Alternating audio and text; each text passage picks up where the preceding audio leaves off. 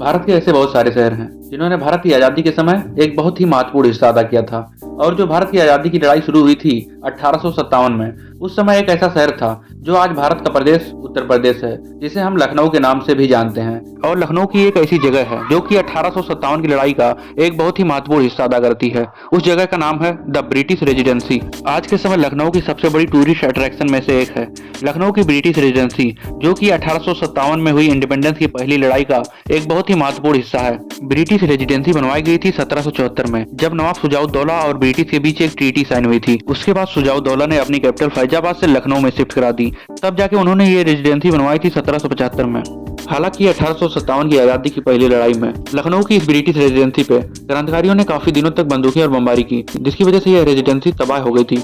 Hello दोस्तों, मेरा नाम है फैसल और आप देख रहे हैं फार्मासिस्ट ब्लॉगर। और आज हम निकल चुके हैं अपने दोस्तों के साथ द ब्रिटिश रेजिडेंसी। आज हम इस वीडियो में आपको बताने वाले हैं लखनऊ की फेमस रेजिडेंसी के बारे में, जिसमें हम आपको पूरी ब्रिटिश रेजिडेंसी दिखाएंगे और बताएंगे कि उस जमाने में इन बिल्डिंगों का क्या रोल अदा किया जाता था। वीडियो को पूरा देखें और नए हैं तो सब्सक्राइब जरूर करें। फिर हम टैक्सी बुक करके इंदिरा नगर के रास्ते से होते हुए मस्ती करते हुए लेखराज मार्केट पहुंचे। फिर वहां से हम लोग KGMU से होते हुए इमामबाड़ा की तरफ रवाना हुए और रास्ते में बहुत सी कलाकृतियां दिखी, जिसे हम देखते हुए इमामबाड़ा पहुंच गए। और रूमी गेट से आगे बढ़ते हुए हमें पता चला कि आगे का रास्ता बंद है। फिर हम लोग दूसरी रास्ते की तरफ चल पड़े। फिर डायरेक्ट हम टिकट काउंटर पर पहुंच गए। सबसे पहले हम आपको बता दें कि लखनऊ की ब्रिटिश रेजिडेंसी आज की बहुत बड़ी टूरिस्ट स्पॉट बन चुकी है, जिसकी एंट्री फीस इंडियन के लिए 25 रुपीज और फॉरेनर के लिए 200 रुपीज है। और इसकी टाइमिंग है सुबह 7 बजे से लेकर शाम को 6 बजे तक की। अगर आप रेजिडेंसी घूमना चाहते हैं तो ये नक्शा आपको बहुत मदद करेगा। एंट्री करते समय सबसे पहली चीज आपको दिखेगी वो होगी बाइली गार्ड गेट। बाइली गार्ड गेट जो बनवाया गया था ब्रिटिश रेजिडेंसी के साथ, वह गेट आज भी अपना पूरा रोल अदा कर रहा है और आज भी मेन एंट्री उसी गेट से होती है।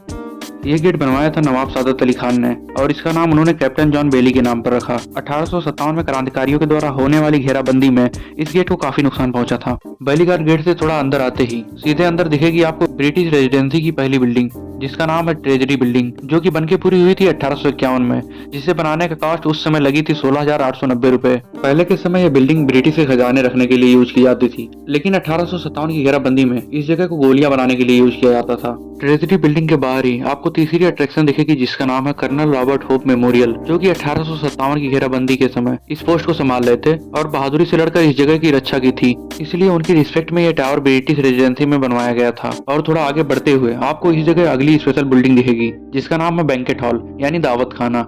बैंकेट हॉल शायद ब्रिटिश रेजिडेंसी की सबसे लाजवाब बिल्डिंग है। इसे भी नवाब सादत अली खान ने बनवाया था और ये बिल्डिंग उस समय फंक्शन ऑर्गेनाइज करने के लिए इस्तेमाल की जाती थी। और जो ये आपको टूटी बिल्डिंगें दिख रही हैं, अब इसकी दीवारें भी गिरने लगी हैं। और जब भी आप इस जगह घूमने जाएंगे तो आपको लगेगा सबसे सुंदर जगह हम घूम रहे हैं। अब दूसरी तरफ आपको दिखेगी सबसे इंपॉर्टेंट बिल्डिंग, जिसका नाम है डॉक्टर फेरर हाउस। इस बिल्डिंग का नाम रखा गया है डॉक्टर फेरर के नाम पे। इसकी खास बात यह है कि 1857 की क्रांति के समय सर हेनरी लॉरेंस को इसी बिल्डिंग में रखा गया था और 2 दिन के बाद ही सर हेनरी लॉरेंस की इसी में जान चली गई थी।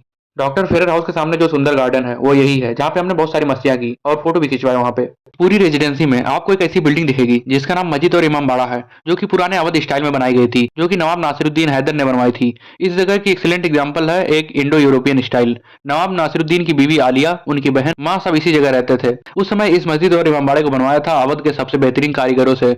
यह सबसे अलग तरीके से बनाई गई बिल्डिंग है। रेजिडेंसी की सबसे विचित्र बिल्डिंग है यहाँ की बेगम कोठी, जो कि बनवाई गई थी आसिफुद्दौला के द्वारा, जो कि उन्होंने ये बिल्डिंग बेच दी सैक विले मार्कस टेलर को, जो कि इस रेजिडेंसी के असिस्टेंट थे। बाद में टेलर ने भी ये बिल्डिंग 1802 में प्रेंटर गेस्ट को बेच दी। फिर यहाँ पर प्रेंटर गेस्ट ने यूरोपियन स्टाइल में शॉप खोल दी, जो कि बाद में फिर से बिक गई जॉन क्लोडन को। कहते हैं मलिका आलिया जॉन क्लोडन की पोती थी। मलिका आलिया जो कि बिलायती बेगम के नाम से भी मशहूर थी। इस बिल्डिंग का आर्किटेक्चर अवध के बिल्डिंगों के जैसा ही बनी है। बेगम कोठी से बाहर निकलते ही नोटिस करेंगे एक टूटा फूटा स्ट्रक्चर, जो कि उस समय का रसोई घर था। ये उस समय की बात है, उस समय वहाँ सोल्जर खाना खाते थे और 1857 में इस बिल्डिंग को टारगेट कर डिस्ट्रॉय कर दिया गया था। ब्रिटिश रेजिडेंसी में आपको एक मेमोरियल म्यूजियम भी मिलेगा, जिसकी कोई एंट्री फी नहीं है। और ये वही म्यूजियम है जो कि 1857 में हुए कत्लेआम के सारे अवशेष देखने को मिलेंगे। इस म्यूजियम में आपको मिलेगा पेंटिंग, फोटोग्राफ, बंदूकें, तोपें और युद्ध में इस्तेमाल हुए बहुत सारे अवशेष।